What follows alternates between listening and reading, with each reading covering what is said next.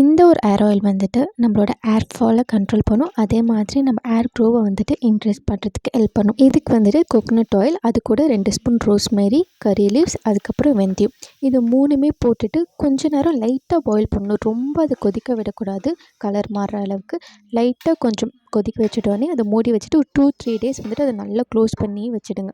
3rd டே பார்க்கும்போது அதோட எசன்ஸ்லாம் அதில் நல்லா ஊறிட்டு கலரே மாறி இருக்கும். அந்த டைமில் வந்துட்டு அதை நல்லா ஃபில்டர் பண்ணி எடுத்து ஒரு டைட் கண்டெய்னரில் மூடி வச்சுக்கோங்க. இந்த ஆயில் ப்ரிப்ரேஷன் முடிகிற வரைக்குமே அடுப்பை வந்துட்டு சிம்மில் வச்சு தான் நீங்கள் பண்ணணும். ஃபுல் ஃப்ளேமில் வச்சு பண்ணாதீங்க. ரோஸ்மேரி ஆட் பண்ணியிருக்கிறதுனால நம்ம ஏர் ரூட்டை வந்துட்டு ஸ்ட்ரென்தன் பண்ணும், டேண்ட்ரஃப் ரெடியூஸ் பண்ணும், அதே மாதிரி க்ரே ஏர் வராமல் தடுக்கும்.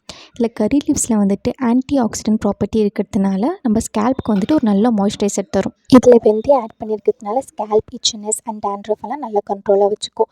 நான் இந்த மாதிரி ரூட் அப்ளிகேட்டரில் இதை ட்ரான்ஸ்ஃபர் பண்ணிவிட்டு என்னோடய ஸ்கேல்ப் ரூட் ஃபுல்லாக இந்த எண்ணெய் அப்ளை பண்ணிவிட்டு ஒரு 2-3 ஹவர்ஸ்க்கு அப்புறம் ஏர் வாஷ் பண்ணிவிட்டு வீக்லி 2 ஆர் த்ரைஸ் வந்துட்டு நீங்கள் இந்த மாதிரி ஏர் ஆயில் அப்ளை பண்ணிவிட்டு ஏர் வாஷ் பண்ணிக்கலாம். இல்லை நீங்கள் ரெகுலராக வந்துட்டு எண்ணெய் வைப்பீங்கனாலும் நீங்கள் எண்ணெய் யூஸ் பண்ணிக்கலாம். இந்த ஆயிலை ட்ரை பண்ணி பார்த்துட்டு எப்படி இருக்குன்ட்டு கமெண்ட் பண்ணுங்கள். வீடியோ பிடிச்சிருந்துச்சுன்னா மறக்காமல் லைக் பண்ணுங்கள், சப்ஸ்கிரைப் பண்ணுங்கள்.